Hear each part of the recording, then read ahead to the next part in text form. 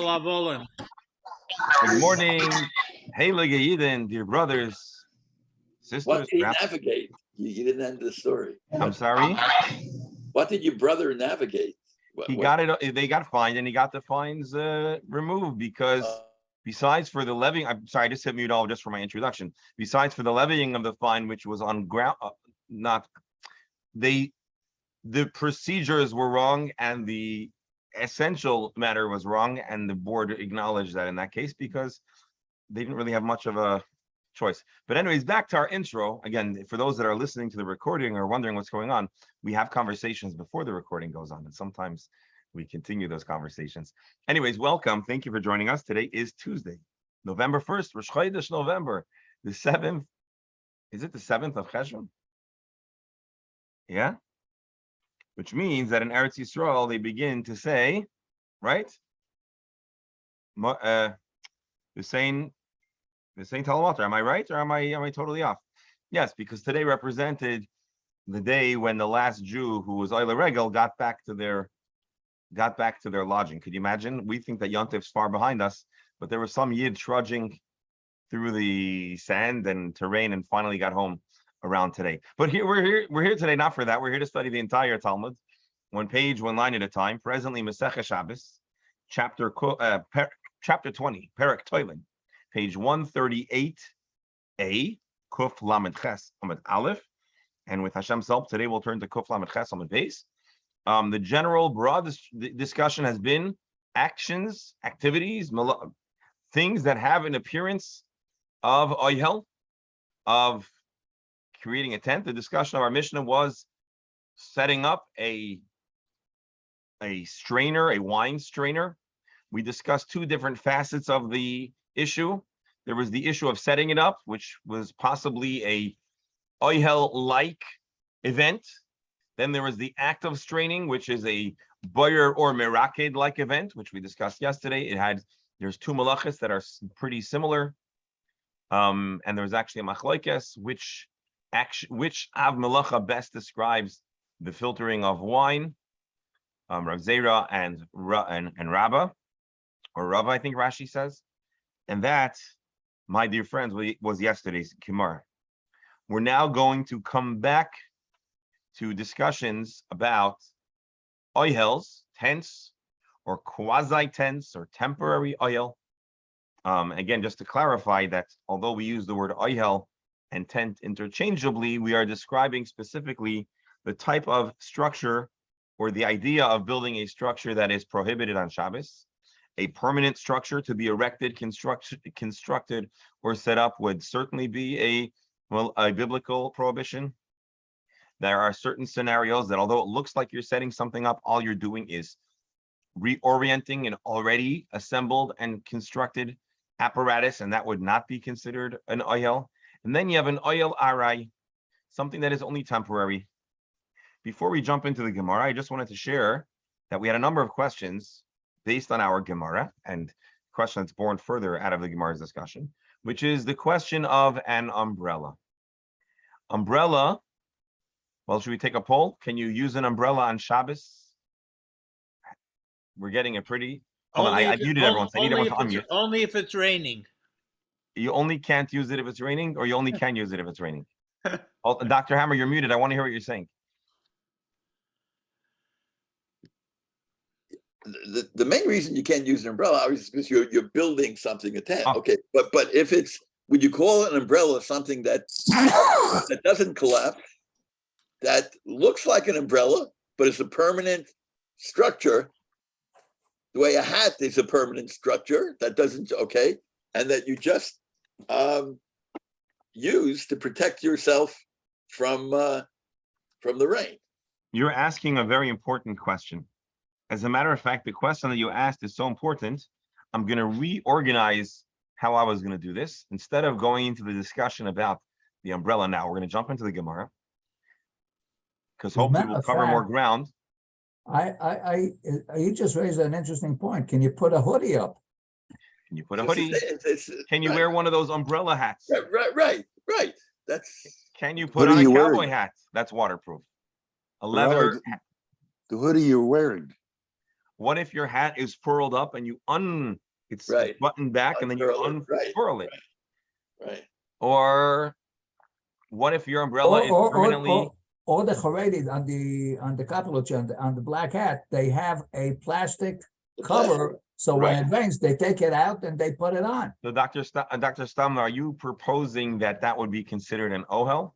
I'm questioning. I'm not proposing, I'm questioning. And then there's another question. What about a sukkah throw, Right. which right, we right. know from, Yeah. we discussed this once before. We know that people do it, but the question is why and how. So here's what I'm going to do. I'm sorry to disappoint. I teased everyone. Let's learn a little more Gemara. Maybe it'll fill in some more of the blanks. But bli neder, if we get to 10:15, and we don't talk about umbrellas, we'll stop everything we're doing and we'll make sure to cover umbrellas before we finish today's Gemara. So again, thank you for joining us. Welcome on board.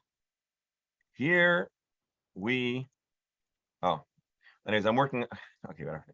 Too many delays. So let's share the Gemara. Maybe we'll start a company, Shabbos Umbrella Company. Shabbos umbrellas. That doesn't sound like a bad idea. No. Just want to show you. I'm preparing my wife a shir titled, well, they restructured it. That's weird. Well, anyways, it's supposed to say what?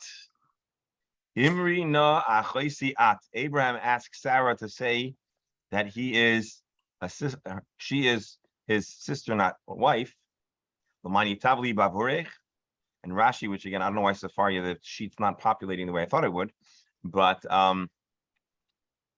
the Rashi says, you know why she wants Avram to say that she is his sister? So that he'll get presents. And so he asks Sarah to make herself supremely vulnerable so that he should get presents.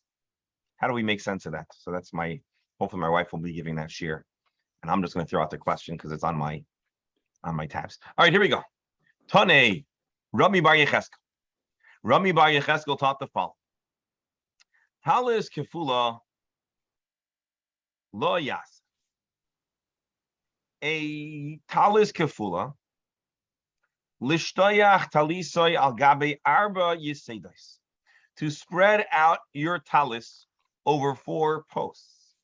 I'm reading Rashi here. Lishoin tachteha.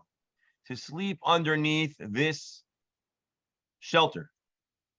The roishav miskaplin lekan ulekan litzad haaretz. The extremities of the talis droop downwards towards the ground. The havale liksolim lahage minachama, and therefore it is a kind of wall situation. The heve oyala, which it becomes like an oyel. Now I may have read this wrong. I think I read it right. So we're talking about, according to Rashi, a talis that's spread over 4 posts. Although other commentaries, like Rabbi Steinsaltz, is going to understand this differently. Not that there are 4 posts, but 2 posts. And so the question is it an inverted V, or is it a 4-post structure? I'm pretty certain that the way I'm reading Rashi here, Al gabe arba yisedos, we're talking about 4 posts. But let's read Rabbi Steinsaltz.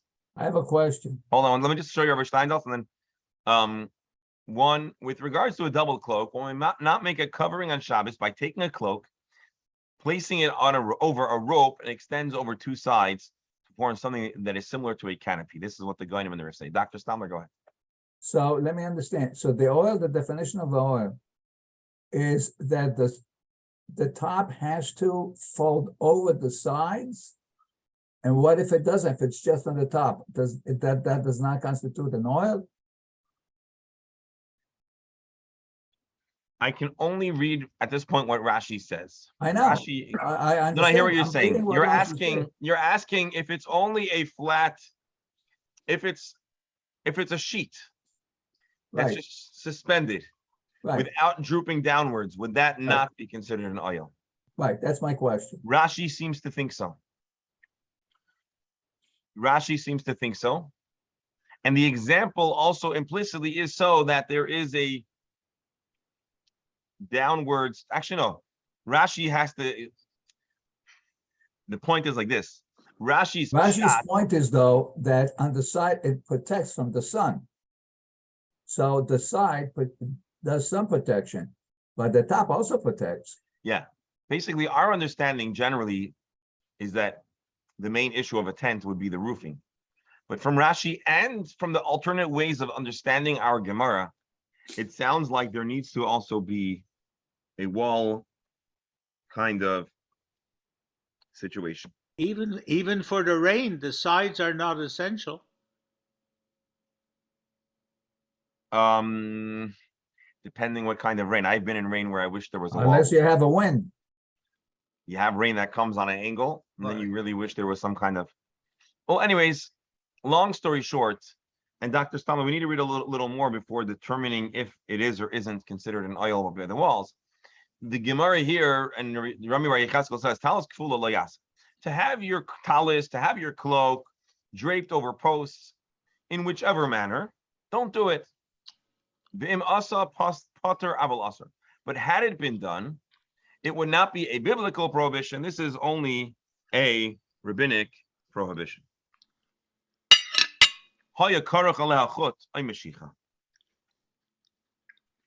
But if there is a rope or string around the cloak, we'll have to probe what exactly that means. Then you can set it up. What would the string do to make you allowed to set it up lechatchila? Rashi, it was placed on some kind of post or like pole.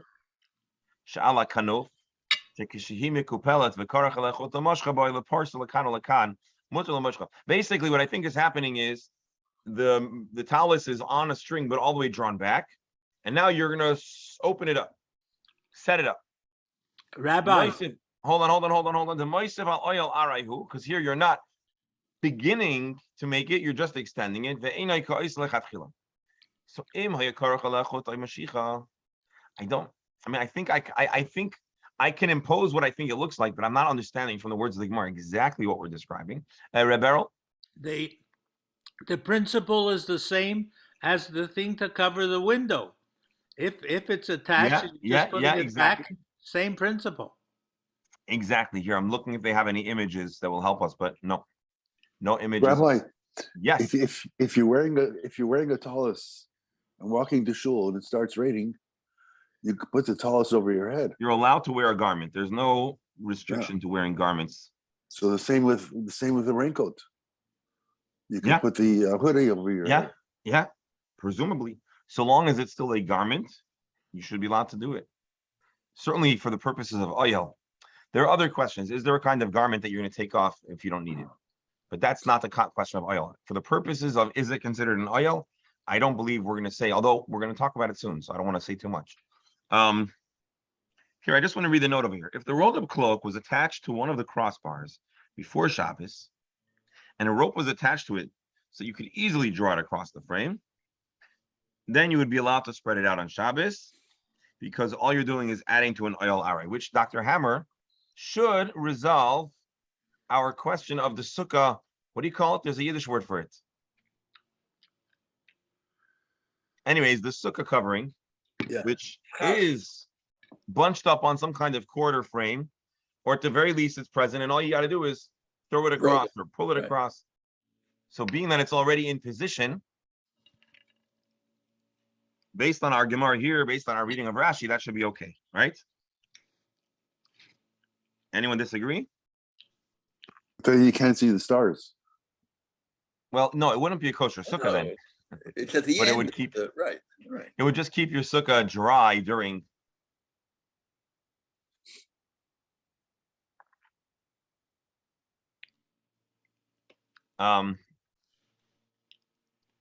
Let's take a fast peek in. So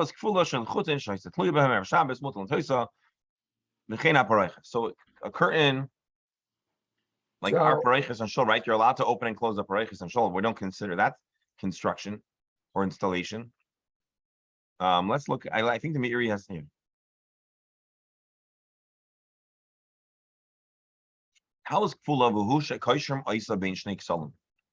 A talus that's attached between two walls. It's draped over and reaches the floor. a tent-like situation, could sail. And he underscores here an interesting point that there has to also be it can't come to a total point. There has to be some type of plane on top that's a tefach size. You don't have to actually spread it over. All you need to do is dry it or drag it. This is our Gemara. The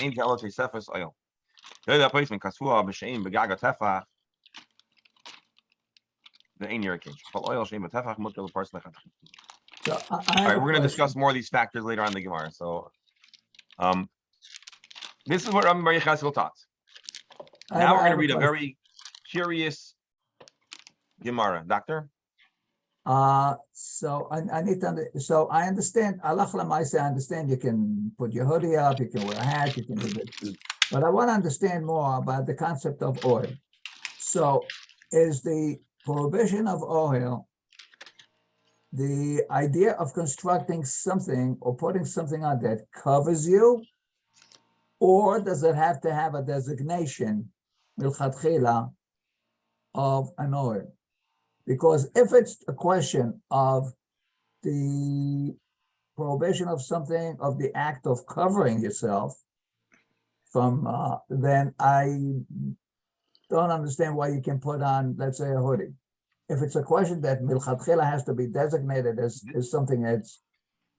No, there are technical parameters which are not all entirely clear, which is the Gemara that we're learning is one of the sources that give the later poskim and commentary the different parameters to determine, is this an ohel d'oraita? So basically you have a biblical kind of ohel, a structure that's permanent that's being constructed. You have a temporary ohel.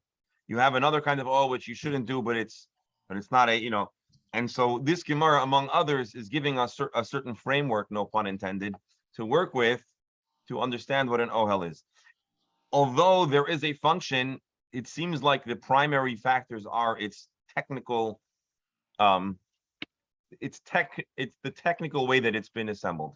And we're still in the midst of probing this question or this issue in our Gemara, and which brings us to an extremely challenging little segment of the Gemara. So I'm going to ask everyone to grit their teeth. We're going to read the text for a moment without fully appreciating what the Gemara is saying, because we're going to press play and eavesdrop on a conversation that was captured on a Talmud era tape recorder. We're going to then analyze, the Gemara is then going to analyze the conversation, which doesn't seem to make sense, and then hopefully we're going to have some clarity.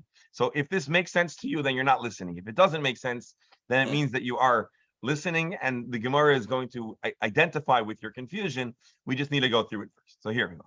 Here is a conversation that was captured on a ancient recorder. Rav Kahana inquired of Rav the following: Kila mahu. What is the halacha? Can one set up a kila? Translated by Rabbi Steinsaltz as a canopy, portrayed like you saw over a bed, a kind of, there's got to be a good word for it, but those canopies that are spread over beds. Amar Lei said, you want to know what? Af mita asura. Even bed, no good. Even a bed is prohibited.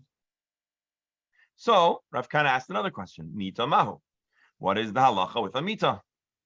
Amar Lei, he responded, af kila muteres. Oh, kila is permitted. So then he says, kilo mita mahu. What's the halacha of doing a kila and a mita? Amar Lei, kila asura umita muteres. The kila is not allowed to be done, but a bed is allowed to be done. Does anyone understand what this is saying? Does this make sense to anybody? Do you see a consistent, a kind of consistency throughout all of Rav's assertions here? Of course not. He says, is a kila allowed? No, even a bed is not allowed. What's the halach of a bed? Even a kila is allowed. A kila in a bed, like, what's he asking? What's he answering? Every single, the sequence of questions don't make sense. The answers don't seem to make sense. It's a very puzzling conversation. And you know what? Quite frankly, that's what you get for eavesdropping on another person's conversation. It's a snapshot in time, and we don't understand all the full context. You can put on. It just was off. I didn't put on. We don't understand the full context of the conversation because we weren't there. But now we'll try to gain some clarity. The Gemara. So don't these all sound like absolute contradictions? Here, make it easier. We're going to read it now in Rabbi Steinsaltz's language. Rav Kana raised the dilemma before Rav. In the case of a canopy, what is the halacha? Can you spread out a canopy? He said not only is a canopy not allowed, even a bed is prohibited. The bed should be more. Okay, Rav Kana then says, okay, what about a bed? So first of all, why is Rav Kana asking a question? He was just told the bed is prohibited. So he says to him, you know what? Even a canopy is permitted. Hold on, I thought you just said that a canopy and a bed are prohibited. Now you're saying they're both permitted. And then Rav Kana asked the question again. I thought you already got the answer.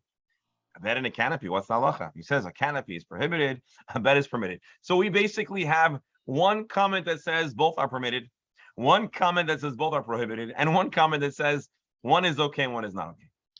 Rabbi. Yes. What do they mean by a bed is permitted? That's the context that we need to search for if we want to understand this Gemara. That's the context that's missing when we eavesdrop.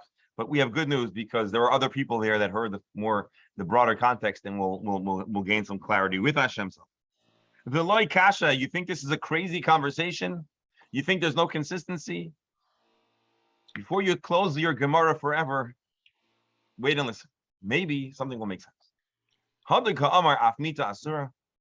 In his initial answer, where he says Afmita Asura, indicating that both bed and canopy may not be set up, he was describing a specific scenario. This is like a bed and canopy that is of the Carmanians. I've never met a Carmanian to my knowledge, so let's see Rashi. Haino Galanisa, this is the snap together bed that we described yesterday. Sheparka umachzira. It is taken apart and then restored. And this, there's the Karmonai is a place. Lashon achar Karmonai moichrei big they pitched on moichrem aleim. Or this was a kind of stall that was used by salesmen that was set up and taken down. Rabbi. So hold on. So if it's a Karmonai, if it's a bed that's a folding bed, well then unfolding them, like Rabbi Steinel says, is making an oyel. And so both the bed and the canopy may not be manipulated or used. Rabbi Beryl? Back to my question about a Murphy bed. So hold on, let's first learn the Gemara, and then we can bring in parallels, which is, again, Murphy bed is a very good parallel. It belongs here, but let's first see the Gemara. When he said that a bed and the canopy may be set up, this is the aforementioned scenario where it's already in position and all you need to do is draw a rope, schlep the mattress out, schlep the curtain out. Maybe this sounds like a Murphy bed, if you ask me. So then it's permitted because it's already all in position. You're not really doing any installation. You're just setting it, setting it up. So when he said both are prohibited, we're talking about where it's components that are disassembled and you need to assemble. When he said it's totally mutter, he was talking about a case where the bed is in position, the canopy is in position. All you got to do is drag out, like in my kid's bedroom, there's a sofa-like sitting thingy that turns into a bed. All you got to do is unroll it, or we all have those kind of couches that turn into beds or whatever, sofa beds. So all you got to do is press the spring and it opens up. Alon.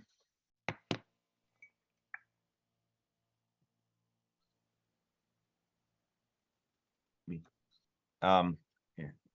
Sorry about that, folks. So then kilo mita. Then lastly, when he says kilo asura mita muteres, kididi done. When he says that you could not open up the canopy, but the bed may be done, this is kididi done, which is our type of bed. That's what the word kididi dan means. Kididi dan. An extra D. Is that an extra dalid?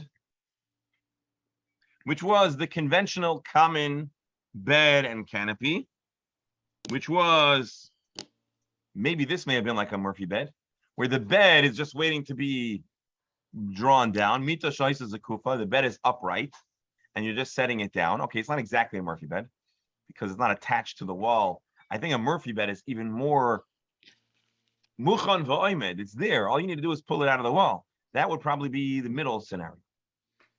Here, we're talking about a bed that's, upright. You put it down, but the canopy would need to be set up, therefore not allowed. So, again, a conversation that sounded entirely crazy. Both the questioner and the answerer seem to have no consistency, but the reality is not all beds and not all canopies are created equal. And we have 3 different scenarios. Each one warranted its own conversation. And now we know. Now we understand. That was what was going on. It's looking good for my Shabbos umbrella. Let's see. Oh yeah, I'm keeping an eye on the clock. In another 10 minutes, we're gonna go into the umbrella conversation. But there was one more thing I wanted to talk about, if we can get there.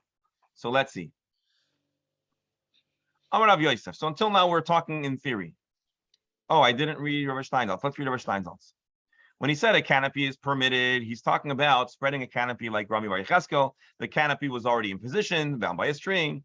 When he said a canopy is prohibited and a bed is permitted, he's talking about beds like us.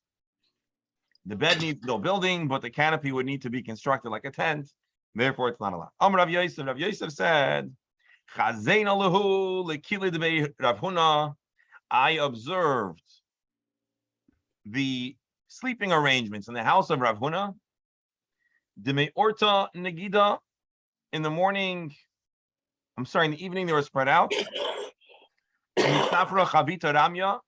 And they were disassembled in the daytime. Shabbos recent Alma Mutter Liparka, if it could be disassembled, so you'd also be able to set it up. So there is certainly a kind of bed canopy, or maybe Rav Huna has a more lenient position.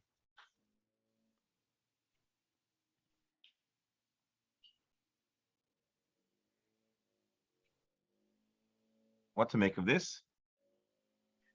Is this supportive of the previous Gemara? I'm not sure.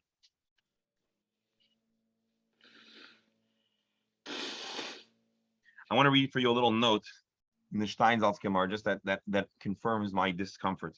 The Gemara does not explain why spreading out the canopies of Rav Huna's household was permitted. Maybe the canopies were already in place with ropes attached to them before Shabbos, so therefore they can be spread out. So it's a little bit of a puzzling anecdote in that it's hard to figure out exactly how and where this might plug into the broader conversation here. Puzzling to me. I'm sure the Gemara has the Gemara doesn't have a problem. I just have a problem. Yes.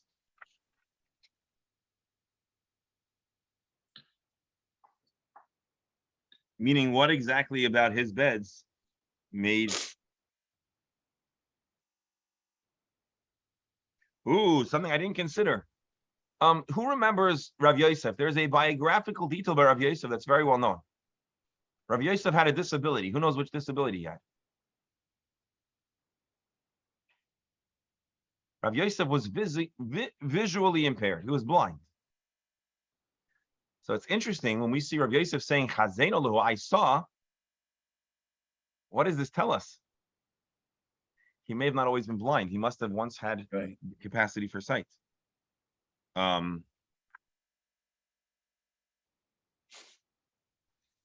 Right? Indeed, there is an account in later works after that say that he actually was born able to see, and he became blind later on in life. Rabbi, we don't know what happened. It could be the canopies fell off by themselves. I mean, I don't see this as a very strong. All the canopies fell off. I mean, we don't really understand how the canopies work, so we could imagine that. But obviously, he saw it as a deliberate and permitted act. Tosfos later on. Hold on.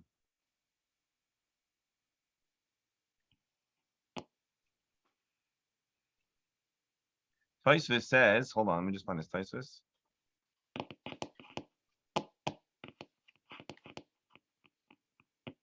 Look what Tosfos says. Tosfos says that it's possible that Rav Huna's canopies were also set up. Rashi doesn't agree with that. Rashi's translation, the way Rashi explains it, he says it, meaning we could translate here in the Orta Negido, they were set up in nighttime. Umitzafra Chavita Rami, they were set aside. They were pushed aside. They were open. Rashi says no, they were in position, and in the daytime they were taken down. So Rashi cannot say that this was following the position of Rami Bar Yecheskel. But Tosfos says that maybe it was following the position of Rami Bar Yecheskel. In other words, there are different ways to understand this little comment of Rav Yosef. By extension, the halachic implications would vary vastly depending on how you interpret this text. Alon Klum? Huh? Aya? Kama?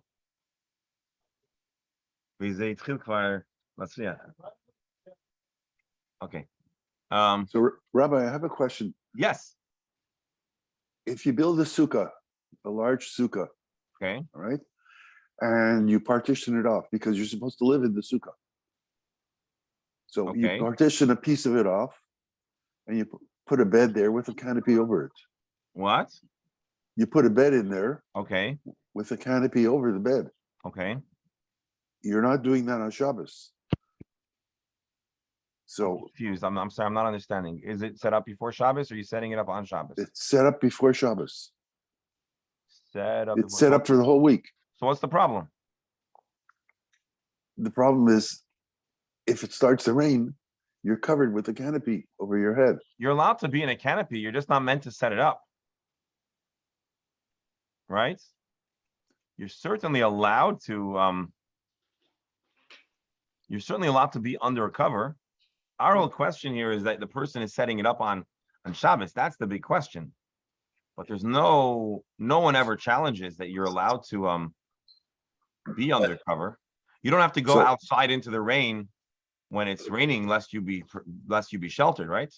But Rabbi, maybe Yes. Alan's question is a little different. Maybe he's asking, is it still a sukkah if you can't see the stars, if what's covering on top is not Is open? it a schach is it made of schach material? No, It's the canopy. So then that's not a kosher sukkah. Right, that's what I'm saying. but I'm talking just about the partition for the bedroom. The partition is not a problem as long as it's Not what the issue, way but that's Shabbos But permitted. you're not Yotze Lishon B'Sukkah. Yeah, because once you're it's not a sleeping in sukkah, you may as well Oh, if sleep you have in the your house. own roof, then you're not sleeping in the sukkah. Yeah, then there's no need to stay in the sukkah, right? But if the main reason I believe why these sukkah covers exist is less for rain and more for snow. Because snow sitting on your schach besides becomes a slow prolonged precipitative event if you don't remove it. And so a covering can allow you to, but rain too, you don't want the floor to be wet or the upholstery to be ruined.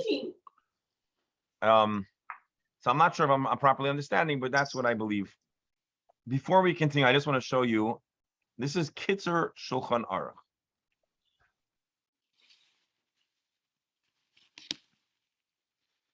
Kol mechitza oyel shasur lasaisai. Any partition that you're not allowed to make, imu asai, if it is up, asur lasira, you cannot take it down. Mishum deheves saiser oil, because then you're taking down an oil. Asur laseis michse ha'asai lahagin mipnei achama. You're not allowed to carry a covering that is constructed to protect from sun or rain. Shekairim shidem. Dr. Stamler, before I read the next word, which I know you see, shidem, does that exist in modern Hebrew? That's Yiddish for an umbrella. Shidem is Yiddish? Yes, Shirem is Yiddish. So I Shirem have is now Yiddish for an umbrella. I've now been exposed to my Amaratis. I did not know that. Shidem is an umbrella? Yep. Shirem is an umbrella. Okay, which in modern Hebrew might be called a shimshia, a sun shade, or mitriya, a rain protector. In modern English, an umbrella. Oil, by picking it up, you're making an oil. Now, this language of the Kitzur Shulchan Aruch is a little bit ambiguous, to be honest. Dr. Hammer, it doesn't answer our question, because here he says you're not allowed to carry this because you're making an oil. Well, if you pick it up, are you making an oil, or only if you open it up? And then we have to ask, what were umbrellas like in the 1860s and 1870s? Were they umbrellas like we have today that you open up and close, or were they permanently open, kind of like what you might describe as those Oriental type large umbrellas? You understand, right? That's the question. That is the question. And depending, so my simple reading of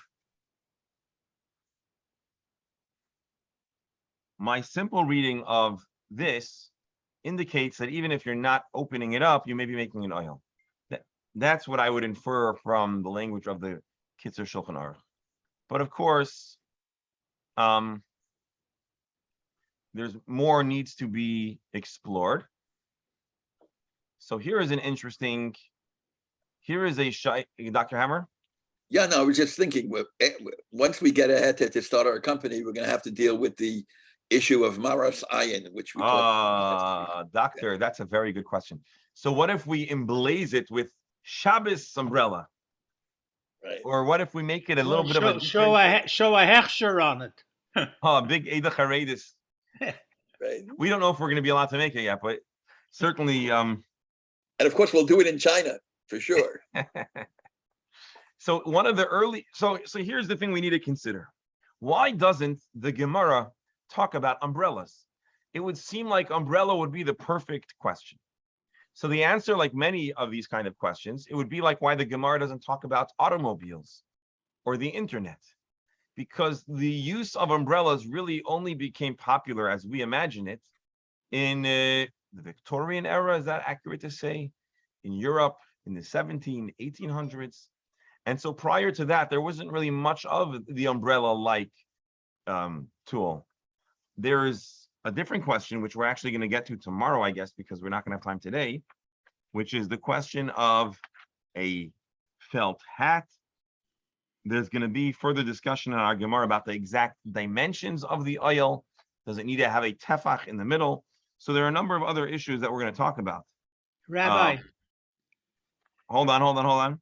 So I just want to bring to your attention that we have a lot more to discuss, though. But I did tell you we're going to talk about umbrellas.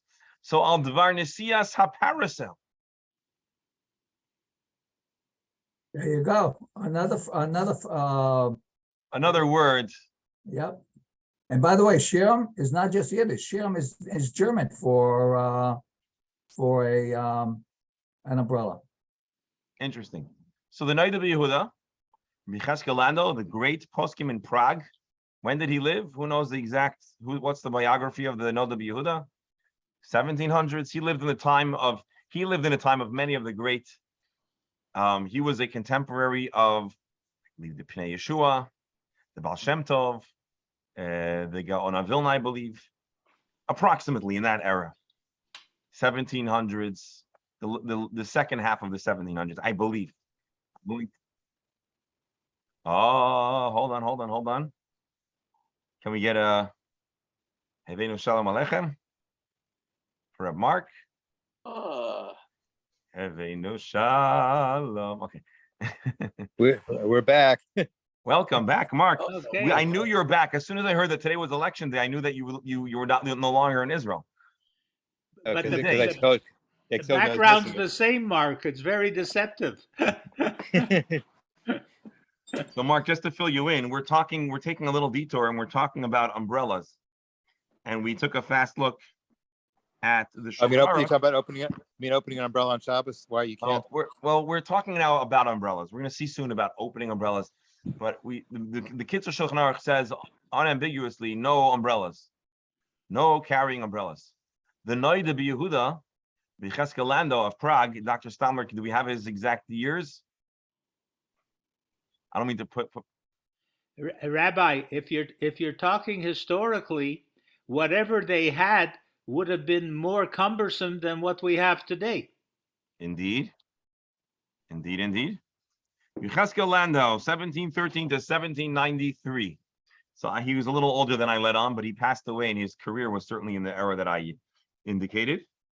One of the greats. He was born in Poland in Aptov. He was a famous member of the Brody Klois. There was a special elite base medrash. Stand by a fan. He was a Rav in Yampol. He was part of the famous Emden Eibschitz controversy. He eventually makes it to Prague. Very, very high, held in very high esteem. Very choshev Rav, and his Sheilot Tshuvot were of great importance and significance to Ashkenazic Jewry. And so one of the questions he contends with is Advar Nesias HaParasel, which Dr. Stamler, can you agree this is some type of umbrella-like situation? Absolutely. B'Shabbos v'hu kli ha'asli lahagim b'chama mipnei hachama. It's created to protect from the sun in the sun. U'b'gishamim b'nei hagshamim. By the way, the manufacturers were brilliant, because you have, especially you have the rainy season in the winter and you have the hot season in the summer, but they could market this for both all seasons or all climates. The adam noisai al roishai, and you hold it over your head. V'humayil al roishai, and it creates an oil over your head. V'asai sheyesh le beis yad, it has a handle. V'krosim v'lulaot lepitcho ulemotcho ulisagro kirtzono. So this answers a big question that I had. He says it has, Dr. Stalmer, help me with the exact language. It telescopes, it opens up with a whole mechanism. It says it has hooks and a hand-holding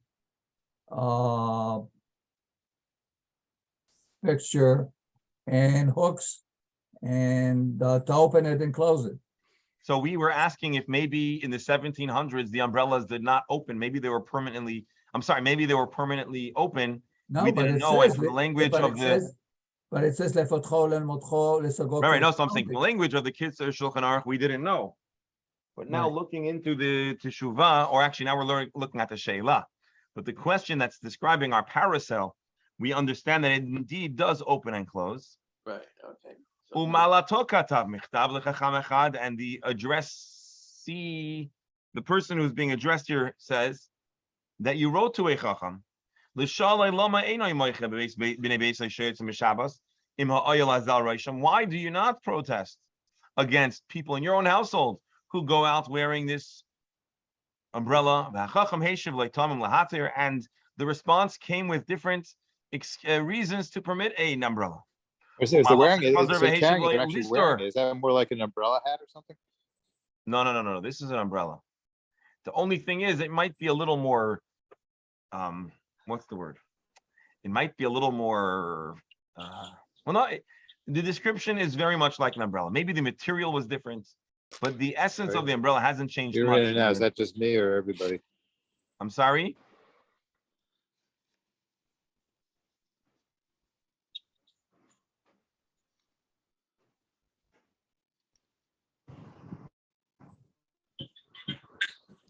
Okay. Well, we can see people wearing puffy, fluffy hair, indicative of that era, are holding umbrellas. As a matter of fact, it seems like umbrellas were all the rage back then for the Hechere Besser mentioned. Here is a parasol. Check this out. Right. Okay, maybe I'm pronouncing it wrong. Parasol, how do we say it? Parasol. Parasol. Well, anyways, here you've got a parasol. Look, it opens and closes. Okay. folded up, and Okay. here it's open Not partially. How much different than we have today? It's Not very different than today. similar in action. Now, I anyways. wonder if the pigment over here may have faded slightly over the passage of time, but the point is, here's another parasol where we can actually see the kresim and the lulaot. Oh, I don't know what I just opened, but here, you see that? So maybe a little more rudimentary, but the essence of the mechanism is very, very much the same. And this is a whole article about the use of the parasol in Victorian era, which is not really Nogeya, but the fact that it exists is Nageya. A mini canopy from the Victorian era, dating back to the 1700s, introduced in the Italian Renaissance. It was originally a women's fashion item, which actually makes the context of the teshuvah make more sense. We're describing the household. Why didn't he have one? Because it seems like it was at first considered a lady's accessory. And so you protested, and the guy answered back, and you answered back saying it should not be okay. And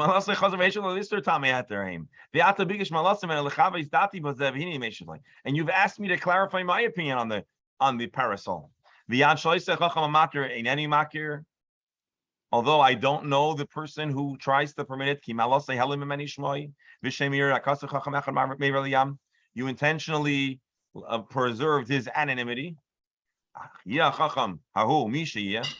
Regardless of who he is, meaning he doesn't know who he's. This says, I don't know who I'm starting up with here, because you didn't give me his name, and that could be scary because maybe the guy's well organized, and maybe I'll experience a campaign. Based on his language, he's obviously a very, very wise, great Talmud Chacham. He speaks well in the Torah, and his words are admirably well constructed. Although he speaks well and says well and obviously knows a lot of Torah, I am inclined to agree with you. And the rabbi who permits it based it on two comments, which actually the first source is going to be a Gemara that we're going to learn tomorrow. So I don't know if we need to read the whole text, but suffice it to say, if you're wondering tachlis about an umbrella, well, the Noda B'Yehuda is an early responsa who prohibits it.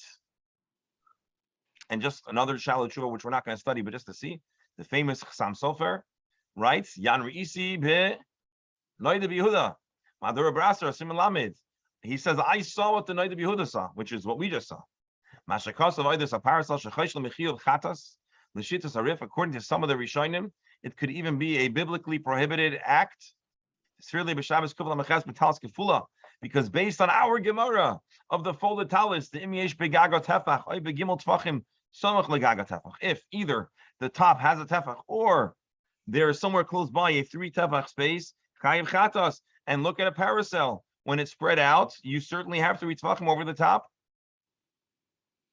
I don't know about this one. This one. And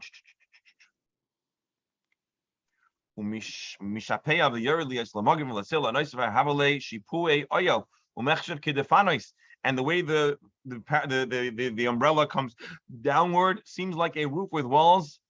The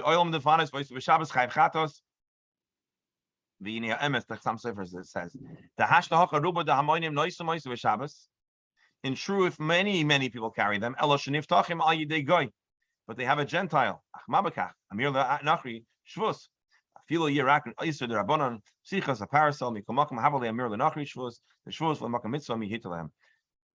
he's, I think, paraphrasing how the Noda B'Yehuda strongly prohibits it.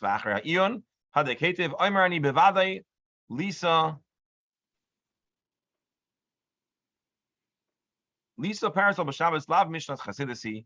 Certainly, to use a parasol and to use an umbrella in any manner, this is not the way of those who seek to do right. And certainly a person who really wants to be in good standing, keep his soul pristine, should abstain from doing so. It's not quite the understanding of the Noda B'Yehuda. So it sounds like the Chassam Sofer also says not to use it, but it seems like he has a mediating take on the matter. But again, well, let's see if we can just get to the last. But he also seems to feel that it, in order to be an oil, it needs Stephanos. Sorry? But the Chassam Sofer also seems to feel that in order to be an oil, it needs Stephanos. It needs the sides to go down at least 3 each fachos. Right. So, I mean, there's a lot of there's a lot of in-depth that needs to be done over here. I'm trying to give more of the flavor of the debate than the intricacies of it, although we can revisit this. So I just want to show you here that, so the Noda B'Yehuda says, no way, No way, Jose. The Chassam Sofer says it's not ideal, but after giving a lengthy pilpul, which we didn't study now, although it's worth taking a look, he writes, but being that I've proven that it's not a biblical prohibition, maybe even midrabanan, it would be okay under certain circumstances. And maybe it's actually very similar to the mechanism that's on a rope that you open and close, but it's already in position. So basically,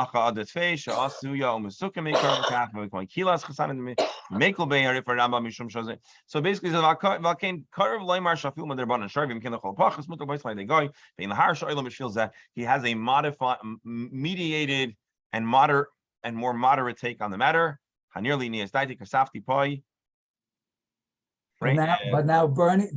Now Bernie's question comes in with Marasign, because even if a goy is allowed to open it, and you don't have to make a big ratchka over this, but still the question comes in with Marasign.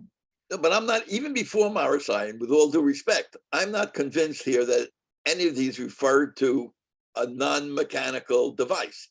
We're talking about something permanent, nothing to do to it, just carrying something. Yeah. So it's a different, here they recognize that there were movable parts to it, that you're building something. So if you keep, what you're saying, Bernie, is if you keep the umbrella open from It's before always Shabbos, open. You can't close it. but let's assume you can. But if you open it before Shabbos, theoretically, what you're saying is, then I can. If the question is that opening it and making it into an oil, I can actually, if it's open before Shabbos, I can carry it and use it. Maybe the question is the difference between building and restoring. So here's what I'm going to say. We are going to learn tomorrow the components of the Gemara that further inform the arichos, the elaboration in the conversation about the umbrella. And so we can revisit this. Today, my objective was just to show you that, first of all, the Kitzur Shulchan Aruch Paskins, no way, Jose. We need to find it in the Nice Kelim in the Shulchan Aruch. And we took a look at two of the relatively early Teshuvot, the Naida Behuda saying, no way in heaven, this is terrible. And then the Chassam Sofer says you shouldn't do it, but I don't know if we need to pull the fire alarm over this. And a very interesting topic. And you get to see how sometimes a style or a trend or a fashion accessory turns into an absolute essential and could have big, broad implications for the halachic conversation. And that's this ends the formal part of today's Gemara. I want to thank you all for joining us. Doctor, hold on, go ahead. Just one last thing to consider in the long term. Even if we get past Marasign and every reason, and it's kosher, okay? Then we have the issue, we'll have more people come to shul, and we'll have, let's say, 200 canopies that are wet. Where do we put all these umbrellas? Wet canopies at 8 o'clock and 10 o'clock. And then imagine, Dr. Hammer, you come to let's say someone comes to the 8 o'clock meeting, they want to get their umbrella, but we have a slow chazan, so the meeting ends at 10:05. To be dueling. Now you need to navigate between the old umbrellas and the new umbrellas of the first minion and the second. Oh, you can this could be a big deal. Right. So what we need to do is have some kind of system where all of the umbrellas are not owned but rented, and so that you can you come with whichever umbrella and you take whichever umbrella, and there may be a solution here. Rabbi, why do we not touch upon the other ramifications? You get wet, you could get sick, your clothes get ruined. You know why? Because if that's the problem, stay home. No one asked you to dance in the rain. No, we're going to shul. It's Shabbos. So no one asked you to go to shul? No, of course we want you to come to shul. Don't get me wrong. But from the eyes of from the halachic perspective, there's no license from the Orthodox traditional halachic perspective. And I say this with an abundance of respect and understanding for many different decisions that people make. But from the cut and dry halachic perspective, coming to shul does not provide an opportunity or warrant Chilul Shabbos. And well, anyways, that's the deal. That's the spiel. Thank you so much for joining us today. I hope you found today's discussion interesting, even if we left a little bit on a cliffhanger. And look forward to seeing everybody tomorrow. Gesundheit. Let's pray for good news out of the Lamer and Israel and the Hallandale and across the globe. Again, if you're driving today, it's going to be a lot of traffic in Hallandale. Mark, you might want to stay home for the next 18 hours or so, because President Biden's going to be in the area. There's going to be a little bit of Right. traffic. So you could spend the 18 hours in traffic. Well, he's going to be in Golden Hopefully, Beach. I hope to make That's it the to two Yeshiva options. tonight. We'll see what happens. Maybe today would be a good day to get your one of those little, what do you call those little scooters or something?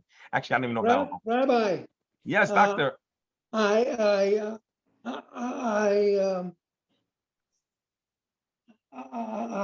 Shalom Bear, Should I tell Schoenberg to expect you or to not expect you? I'm available. Okay, good. I'll let him know. Thank you so much. Friends, have a Hopefully- wonderful day. A Yasher Koyach. And maybe Welcome tomorrow back. we'll talk a little more about umbrellas. Welcome you back, want. Mark. Yeah, Mark, hope welcome so. back. And hopefully I hope to make it to Yeshiva night. Oh, that would be special. Oh, wow. Tonight's going to be interesting. Yeshiva night. Maybe we can What ask time President Yeshiva night Biden it to might come feel in over. the morning. Maybe we could ask him to hop over here for a minute. Think he'll come? All right. Have a wonderful day, friends. Thank you.